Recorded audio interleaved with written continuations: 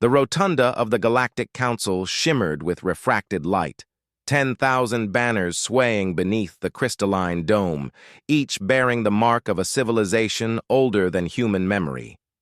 The air hummed with the pulse of containment fields, translation nodes whispering 100 languages into one cold, shared tongue.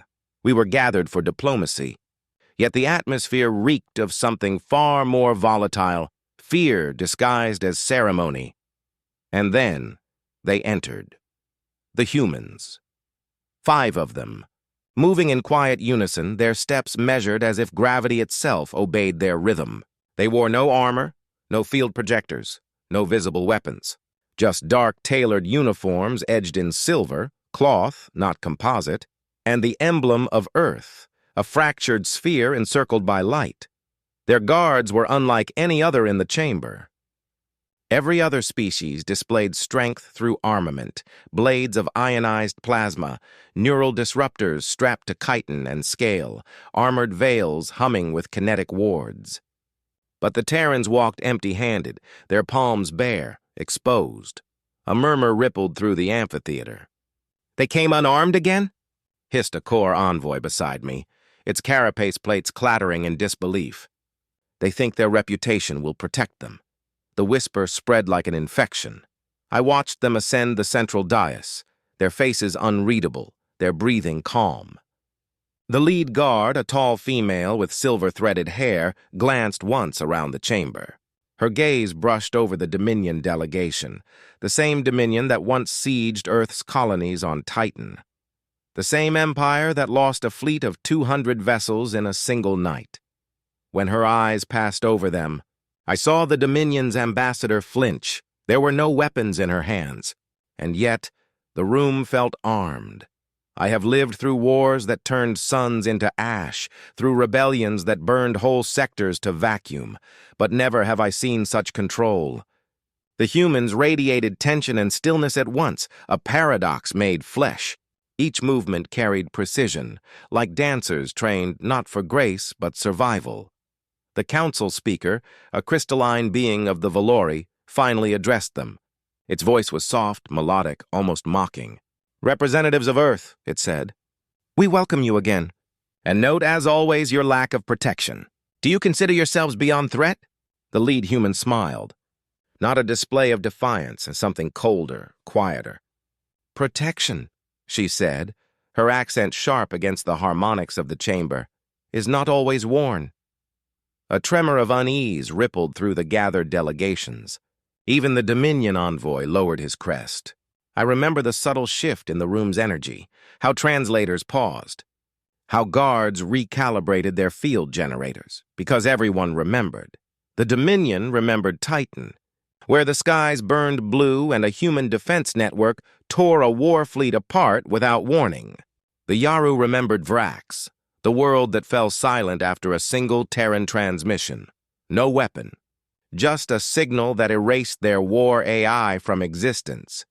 And we, those of us who had fought alongside or against them, remembered what happened when humanity's patience broke. They didn't scream when cornered.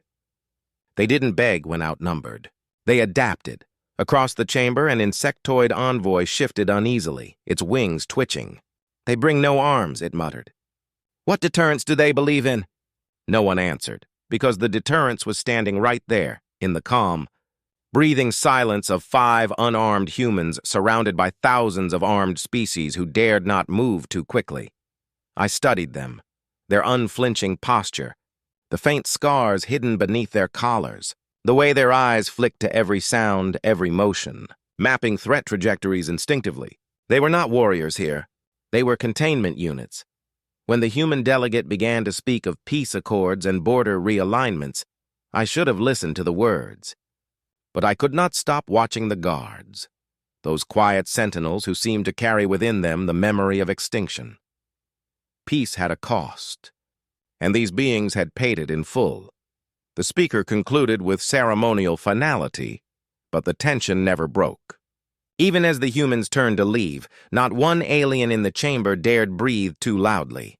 The echo of their footfalls, steady, human, Mortal. Sounded heavier than any weapon I'd ever known, and as they vanished beyond the obsidian doors, I realized something that chilled my blood. It wasn't arrogance that kept their hands empty, it was mercy. Because if they ever chose to draw weapons again, the galaxy would remember why humans stopped carrying them. And I, a witness among 1,000 worlds, found myself whispering a silent plea that day. Let no one test the patience of Earth again, before the humans stood beneath the banners of the Galactic Council. Before their presence silenced entire chambers, there was Seleth Prime. I was stationed there once, a liaison for the Salathi Conquered, back when that world still spun with arrogance and ignorance in equal measure. Salath was a jewel world, built on mirrored seas and twin moons, its skies crowded with floating citadels and drone fleets that shimmered like silver dust. We believed ourselves untouchable, one of the few civilizations advanced enough to dictate the terms of peace. When the humans arrived, they came as they always did, unarmed. I remember the laughter that followed. Our militias watched them disembark from their shuttle. 6 Terran envoys and 3 guards. No exosuits, no drones, just unprotected flesh and eyes that seemed too calm for a world like ours. The militia commander, General Zath, even jested over the open comms. The prey come willingly. Perhaps they think words will shield them? The humans bowed. Their lead diplomat, a dark-skinned man with weathered features, offered open palms in greeting, the gesture of peace among their kind. To us, it was weakness, and weakness invites cruelty. The negotiations began in the upper chambers of the conquered spire. The humans spoke softly, asking for cessation of the mining raids that scarred the neutral colonies. The Salathi senators grew impatient. Zath wanted proof of strength, not compassion. When the human diplomat refused to yield, the general ordered a demonstration, a show of dominance meant to teach the Terrans respect. It was not a lesson we taught that day. The first shot came from the balcony, a plasma burst meant to scare, not kill. But humans do not freeze when startled. I've seen the recordings 1,000 times since. They move like storms compressed into flesh, not frantic, not violent for violence's sake, but precise. One human guard seized a fallen chair, spun it midair, and shattered a plasma rifle with a single strike. The timing so exact it split the charge cell before ignition. Another rolled across the floor, using the momentum of the blast to propel himself behind a column. No panic, only rhythm, breath, motion, intent, one seamless sequence. The guards used no weapons. They became them. A Salathi trooper lunged with an electroblade. The human stepped aside, guiding the strike with 2 fingers and the faintest twist of his wrist. The trooper's own momentum shattered his arm. Another guard timed his counter to his own heartbeat. I saw the data overlay later, slowing his pulse to anticipate the enemy's. When he struck, it was as if he had read the man's thoughts before they formed. In less than 90 seconds, the entire squadron lay unconscious or broken. The humans stood untouched. But it did not end there. General Zath, humiliated, triggered the orbital failsafe, a kinetic platform positioned above the Western Hemisphere.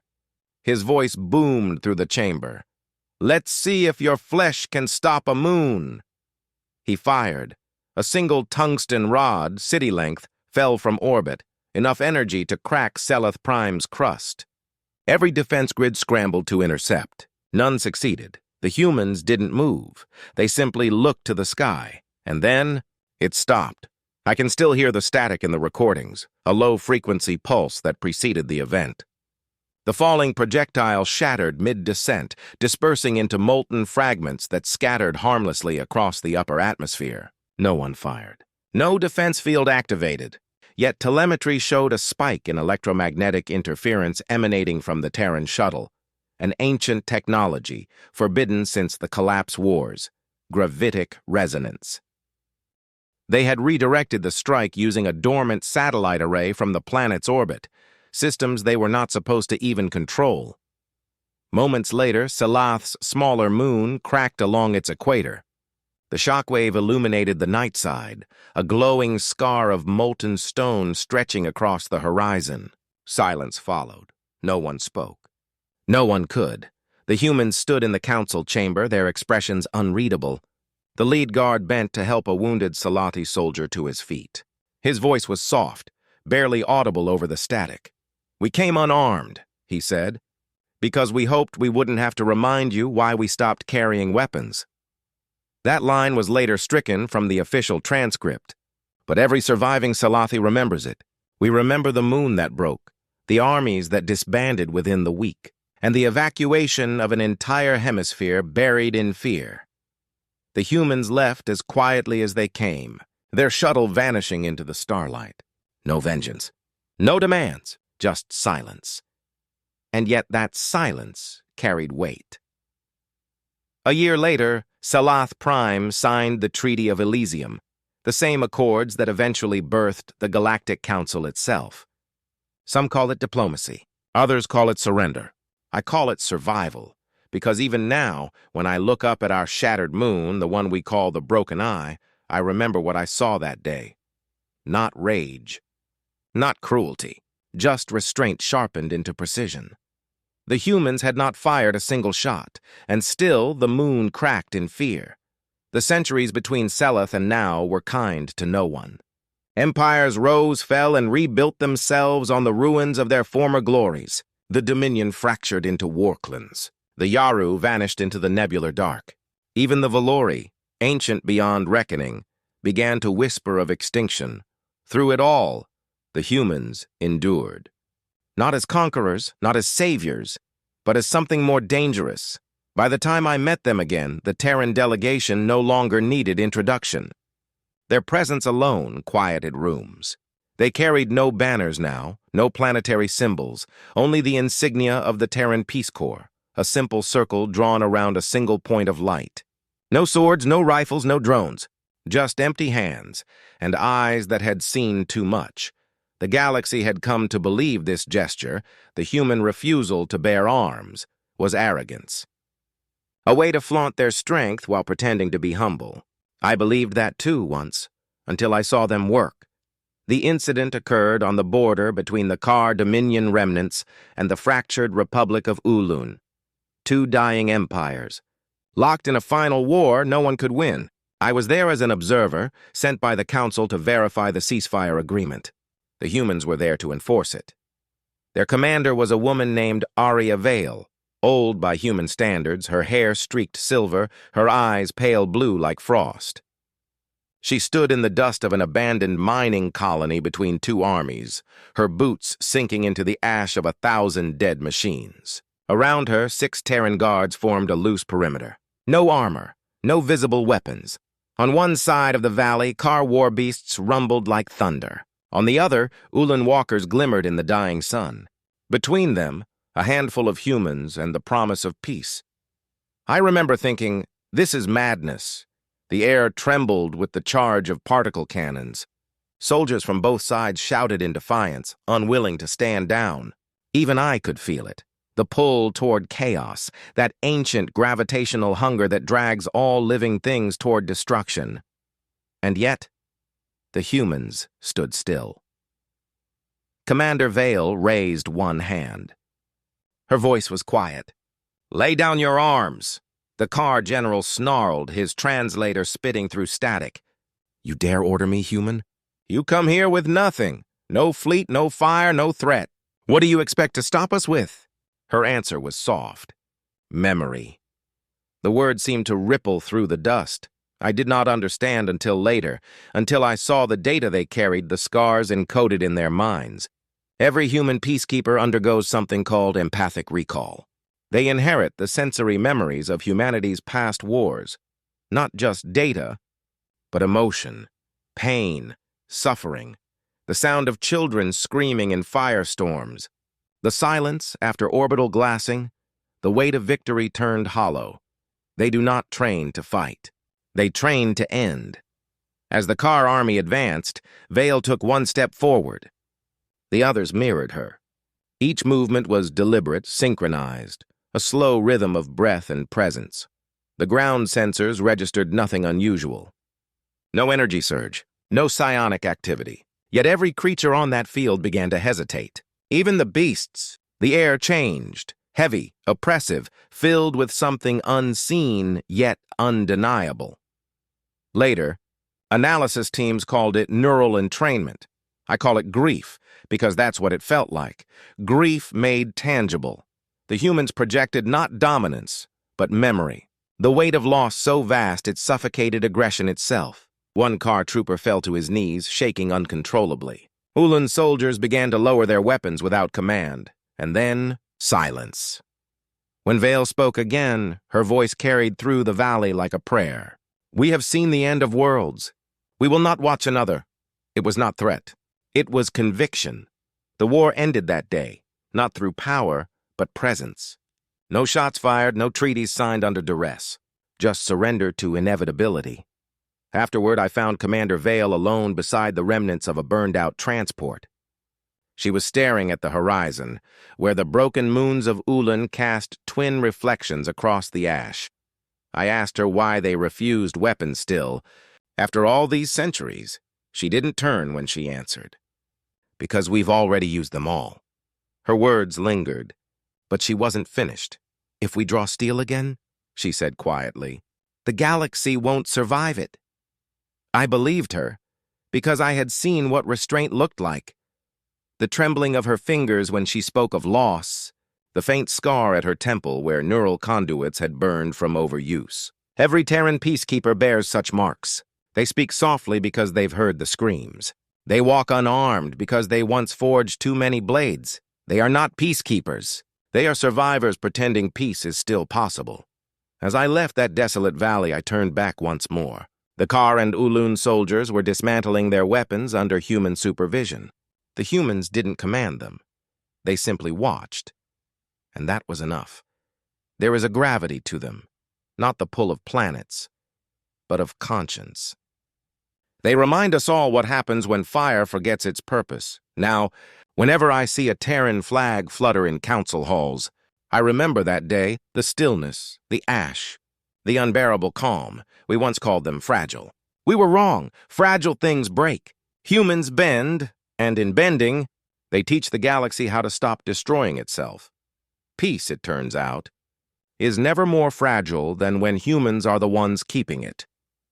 The Elysium Spire Summit was meant to symbolize the triumph of unity. 1,000 species gathered beneath one vaulted dome of light, orbiting the golden world of Thalos. Every empire sent their finest delegates, their most trusted guards, and their most polished speeches. Even the humans came, quiet, unarmed, unassuming, their very presence a reminder that the galaxy's calm rested on their restraint. I was there that day, a representative of the Zathari Confederation, seated 3 tiers above the Terran delegation. I remember thinking how small they looked, just 7 of them, standing before the endless parade of color and armor, like sparks before a storm. And then the storm came. The attack began as light, a brilliant, blinding flare that split the dome into shards of molten crystal. The floor quaked, sound died, and for one unbearable moment, all of Elysium Spire hung suspended between order and annihilation. Then chaos returned. Ambassadors screamed. Security fields collapsed. The air filled with the shriek of sirens and the ozone tang of ruptured circuits. Through the cracks in the dome, I saw them, the Tarkin Syndicate, descending from orbit in formation, their assault pods carving streaks of fire through the atmosphere. It was no act of terror. It was theater. The Tarkins wanted spectacle, to prove that even under the banner of peace, no one was untouchable. Least of all the humans, those unarmed symbols of restraint. When the first explosions hit, most delegations did what instinct demanded. They fled. The chamber dissolved into stampede and panic. But the humans, they did not move. Their leader, a tall man named Cale Mercer, turned once toward the collapsing dome, then toward his team. His expression did not change. He simply lifted his hand, a silent gesture, sharp as command. The human guards moved as one.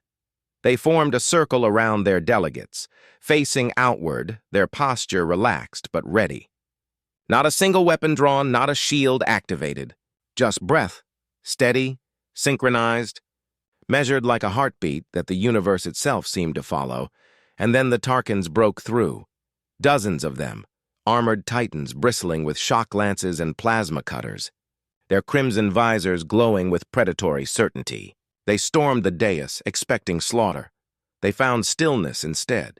The first Tarkan lunged, blade aimed for Kale's throat. In the blink of an eye, the human stepped aside, seized the attacker's wrist, and twisted. The sound of snapping armor echoed louder than the explosion that followed. Another charged from the flank. A human guard pivoted low, redirected the momentum, and sent the alien sprawling into his own ally's weapon. The motion looked almost gentle, an art form rather than combat, until the impact turned the alien's chest plate to dust. It was not battle. It was mathematics. Every move the humans made seemed calculated 3 steps in advance. Not improvisation, but choreography. One guard used the debris of a shattered podium as cover, ricocheting a piece of metal into a Tarkan's visor. Another disarmed 2 opponents with the same motion, striking pressure joints faster than my sensors could track. I remember blinking, trying to process what I was seeing. My translator called it unarmed combat, but that word felt inadequate. There were no wasted gestures, no hesitation. The humans moved like gravity itself had chosen sides. Within minutes, the chamber floor was littered with the fallen. The Tarkans' bodies lay in spirals around the human circle, smoke rising from their armor vents. The guards hadn't killed all of them. No, that would have been mercy. The survivors were conscious, staring up in stunned silence, unable to lift their weapons. The battle was over before most realized it had begun. Cale Mercer straightened, his breathing even. A cut traced down his cheek, the only mark any of them bore. Around him, the other humans resumed their positions, scanning the chamber, eyes flicking like sensors reading unseen data. Not rage, not triumph, just vigilance. I was close enough to hear what he said next. Check for wounded. Do not retaliate beyond this room. No shouting. No command display. Just calm authority, the kind that does not need to be proven.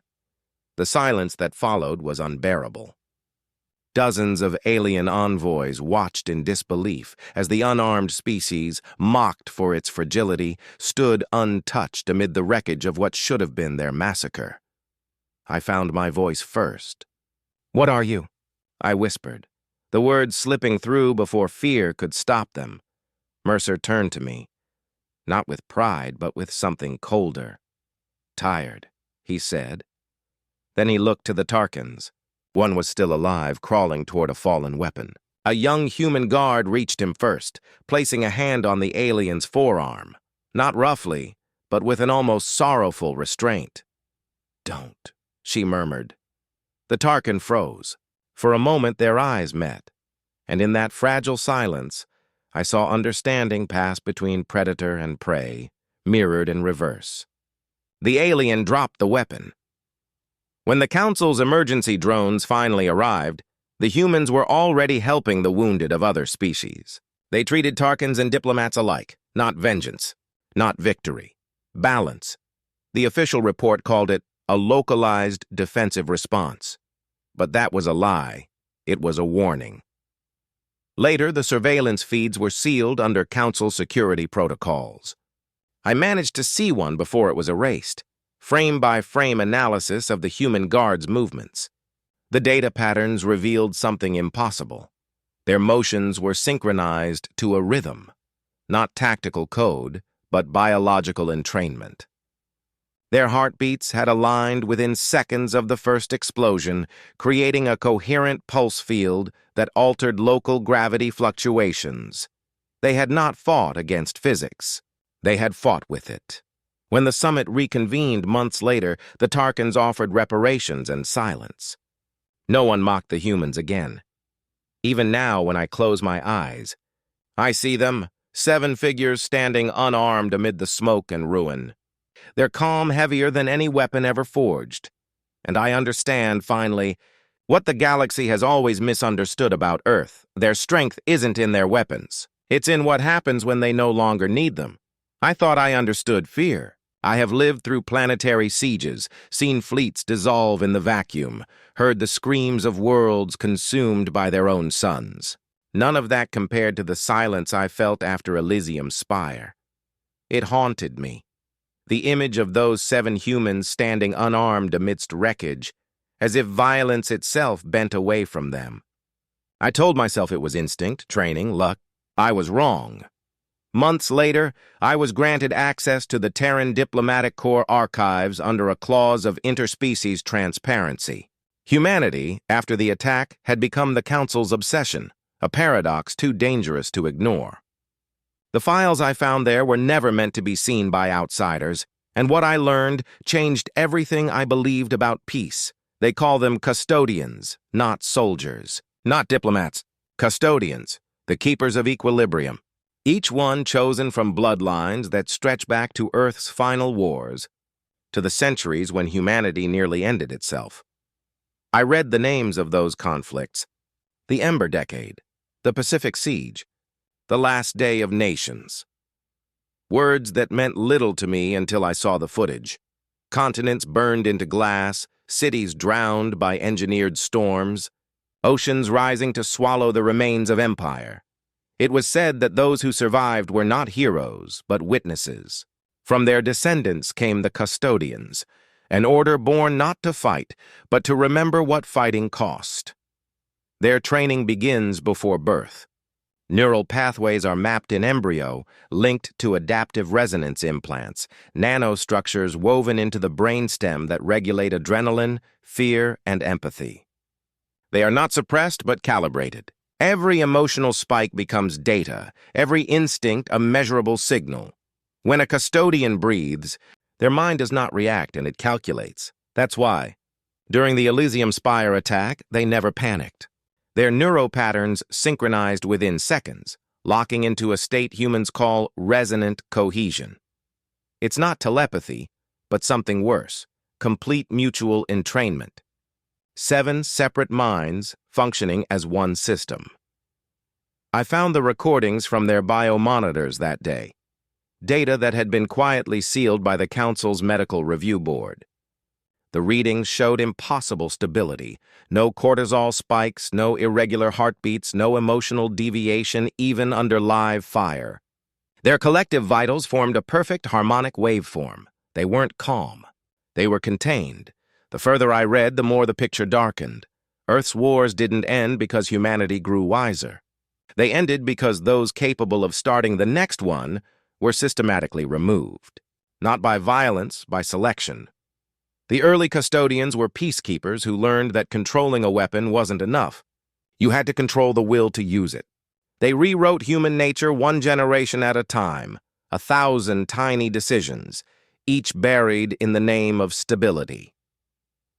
By the time humanity joined the Galactic Council, their soldiers were already ghosts.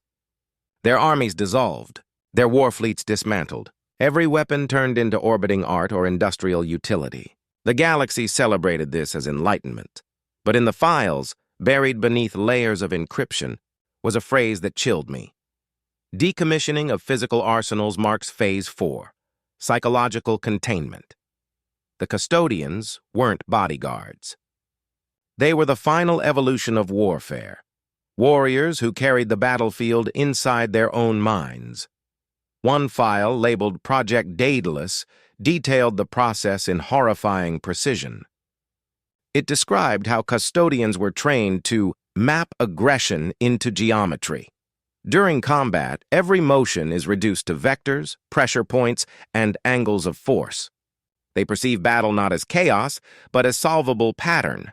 Violence converted into mathematics. Their instructors called it transcendent control. One line from a human neuropsychologist stood out to me. A weapon that knows it's a weapon chooses when not to be used. That is the only form of safety we have left. It made me wonder, is that safety for them or for us? I met one of them once, long after Elysium Spire. Her name was Sarah Cade. She was stationed as liaison security for the Council's Peace Summit on Ardent Prime. I approached her with hesitation. half terrified she'd remember my face from that day. She didn't. Or maybe she did, and simply chose not to show it.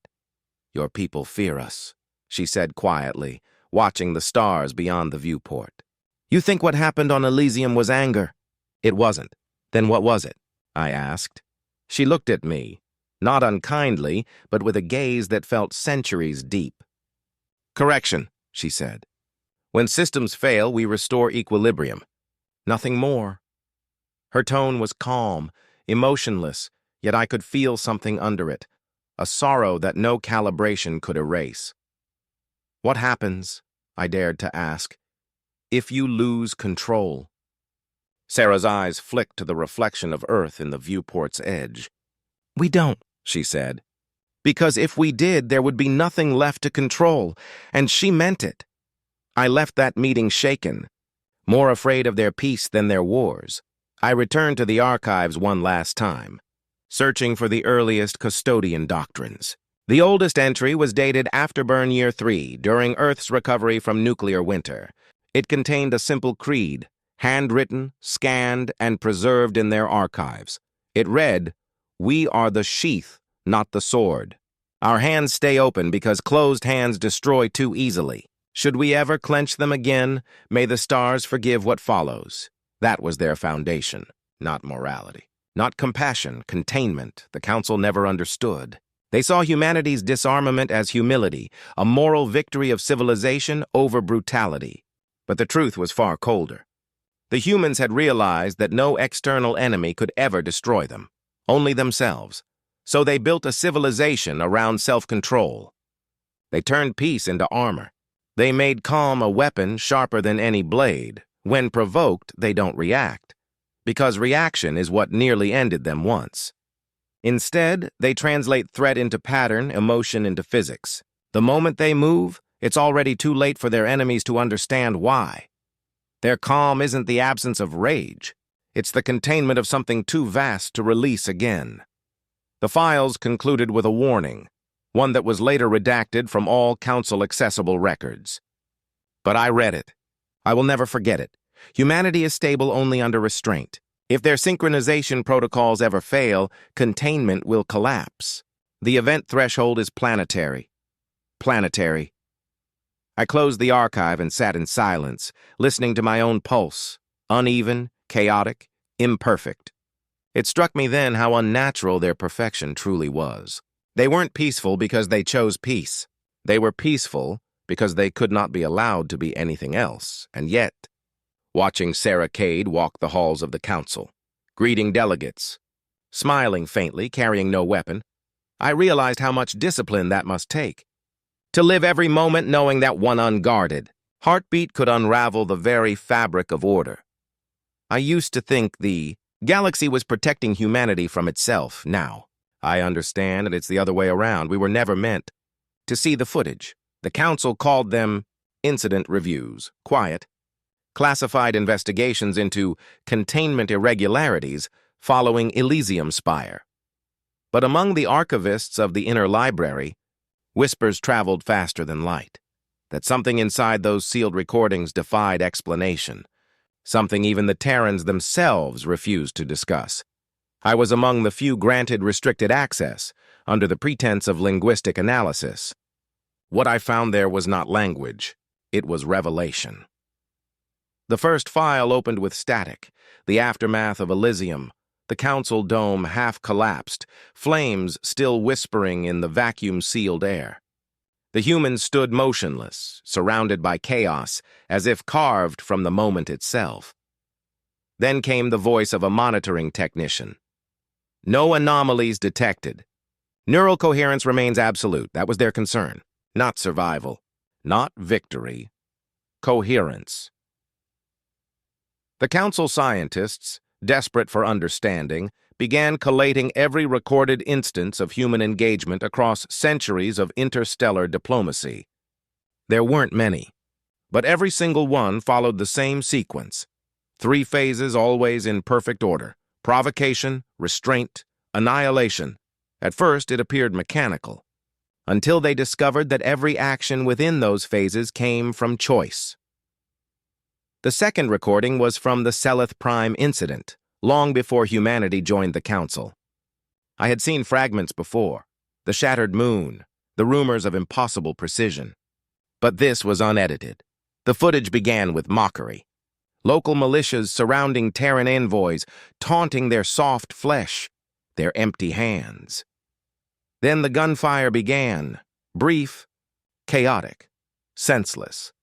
And yet, in the frame-by-frame breakdown, the humans did not move until a threshold was reached, their heart rates synchronizing, their neural patterns tightening like threads drawn to a single knot. Then, silence. No sound. Only motion. Every human guard shifted in perfect sequence, using what the analysts later described as environmental redirection. Chairs became shields. Echoes became lures. The militia fell in less than 12 seconds. 12 seconds to end a war. The Council scientists noted something strange. No humans showed post-combat distress. Their vitals remained stable, respiration slow, eyes unblinking.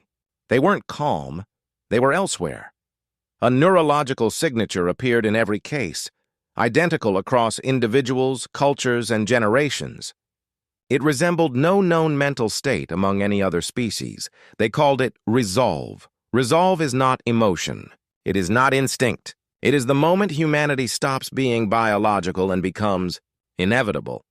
Their neural scans revealed patterns of recursive focus so intense that higher-order cognition loops into feedback, a state of perfect, conscious purpose. Machines cannot simulate it. Synthetic minds overheat attempting to replicate the waveform. In this state, the human mind stops reacting. It begins calculating.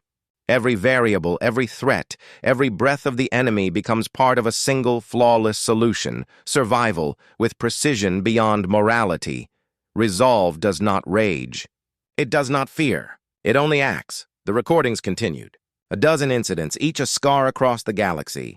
On Vrax, where they were cornered by raiders, they dismantled the ambush using nothing but reflections from broken armor to blind sensors. On Darien Thafir, where an army surrounded them, and they rerouted the planet's atmosphere processors to collapse the battlefield into a breathable fog only they could navigate. No weapons, no fleets, no armies. Just resolve, one Council scientist whispered in horror as the data played. This isn't combat. It's mathematics wearing flesh. Another added, it's like watching inevitability. I watched too. I tried to understand what I was seeing. I failed.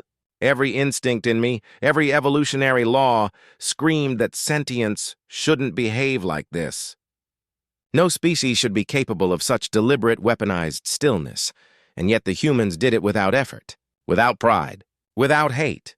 When the investigations concluded, the Council convened in secret. The transcripts of that session remain redacted, but fragments survived. I read them in the encrypted margins of a historian's personal log. Humanities. Disarmament must not be questioned. Their restraint is not peace. It is maintenance. We are alive because they choose to be harmless. A vote followed. Unanimous. The findings were sealed under Omega silence, accessible only to the highest tiers of governance. The official report was rewritten into a sanitized version, calling humanity exemplars of nonviolent. Evolution. The lie became truth, but I saw what they freed.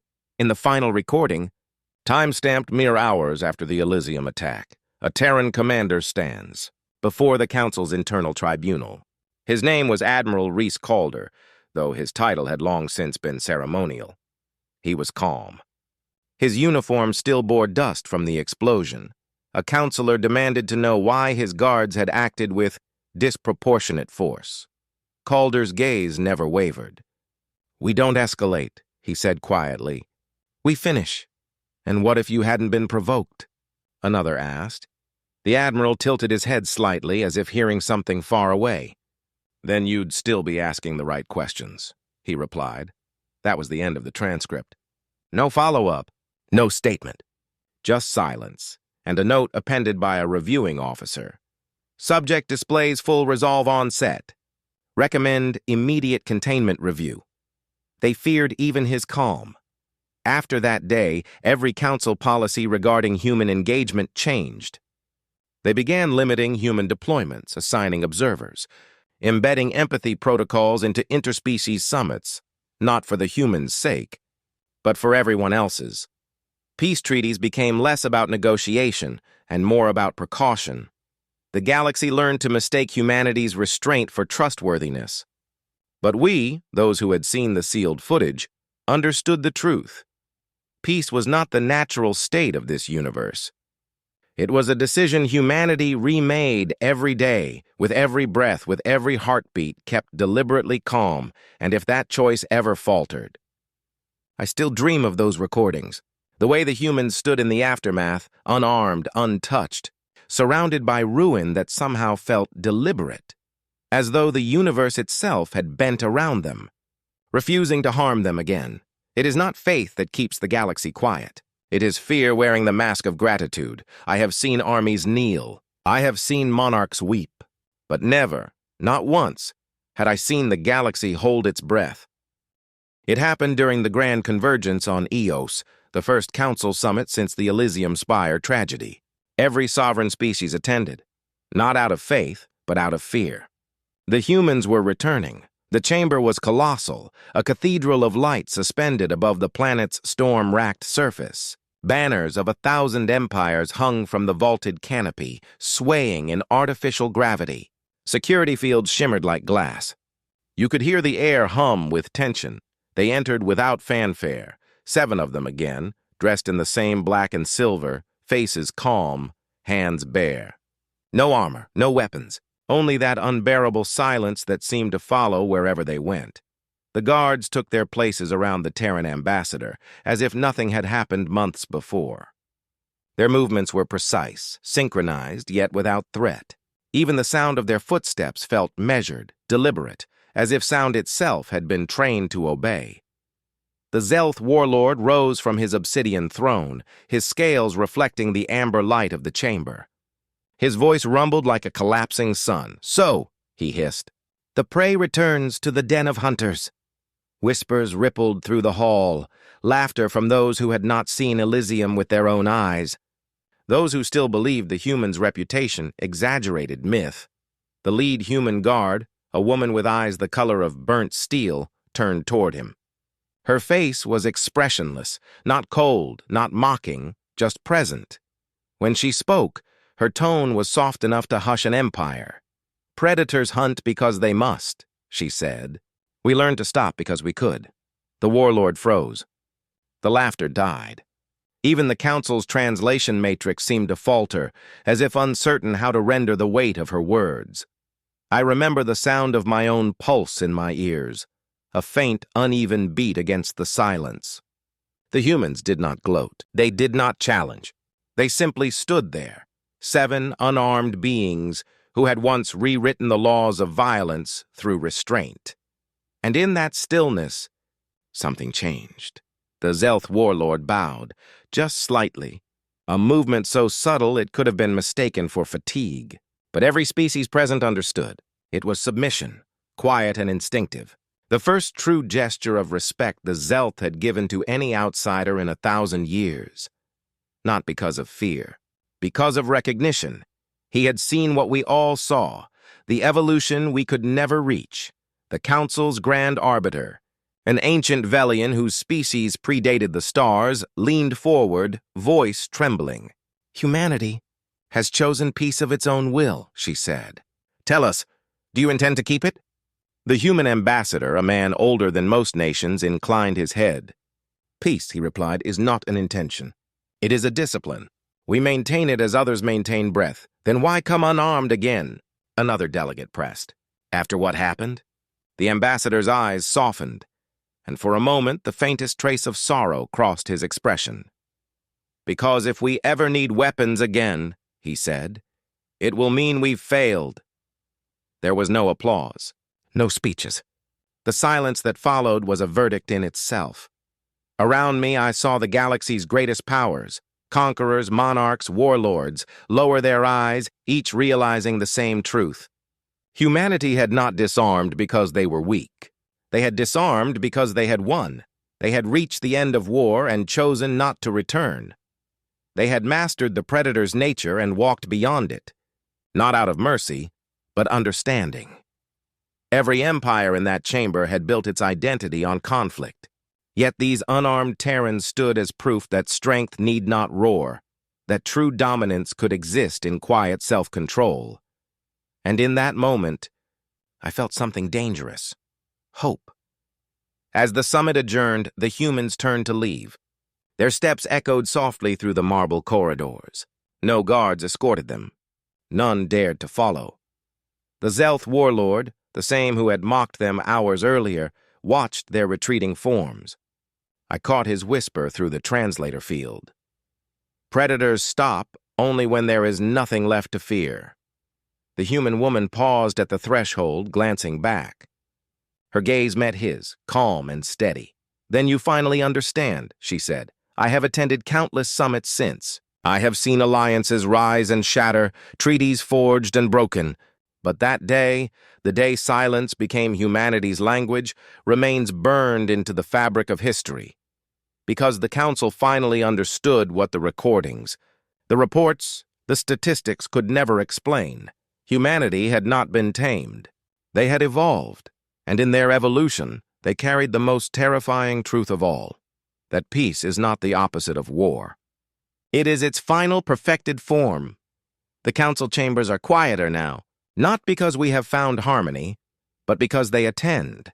Every empire still brings its guards, each armored in ceremonial dread. Blades of plasma, armor plates woven from gravity threads, the scent of ozone thick in the air. They stand like statues behind their rulers, symbols of pride, deterrence, fear, and then the Terrans arrive. No weapons, no armor. Just the same black and silver uniforms, the same measured steps, the same unbearable stillness. Every time they cross the threshold, the arguments die mid-sentence. The shouting fades to whispers. I've seen warlords lower their eyes. I've seen diplomats stumble over words. Entire conflicts dissolve before they begin. Not through negotiation, not through threat, but through presence. No one dares raise a weapon when a human stands in the room. I once asked a Terran diplomat why. We were alone after a long session, the chamber empty, the stars flickering beyond the glass. She was young by human standards, though her eyes carried the weight of centuries. "Do you ever regret it?" I asked. "The vow of disarmament, the restraint?" She smiled faintly, the way humans do when a truth feels both beautiful and heavy. "Peace isn't the absence of war," she said. "It's when even war remembers its place." The way she said it, soft, certain, final, it felt less like philosophy and more like law, as though the universe itself had agreed long ago and simply waited for someone to say it aloud. Since that day, I've watched the Terrans differently. Their stillness is not submission, it is memory. Of every city that burned, every empire that fell, every scream that taught them what peace truly costs. The galaxy calls them paradox, fragile yet unbreakable, unarmed yet untouchable. But I have seen what lies beneath that paradox. It is not power, it is balance. The humans do not need weapons because they are weapons. Living instruments honed not for destruction but for restraint. Their evolution ended not in dominance but in understanding. They became the embodiment of peace, and peace, when threatened, defends itself with precision that borders on divine. Now, when the Council convenes, the other empires posture and glare across the marble floor. But no one crosses the line drawn by a human's quiet gaze. No decree enforces it. No law demands it. It exists because every being in that chamber knows, if humanity ever closes its open hand again, the galaxy will never open its eyes to see the dawn that follows. So we sit in silence and call it peace, and yet there is a strange comfort in that silence. Because when I look upon them, the unarmed custodians of calm, I realize something extraordinary. The humans no longer fight for survival. They fight against the instinct to fight. They are peace made manifest, forged in the crucible of their own destruction. And peace, when cornered, does not beg. It reminds. That is the promise of the unarmed, that humanity does not carry weapons because they no longer need them, because once, long ago, they became something far deadlier. They became peace itself.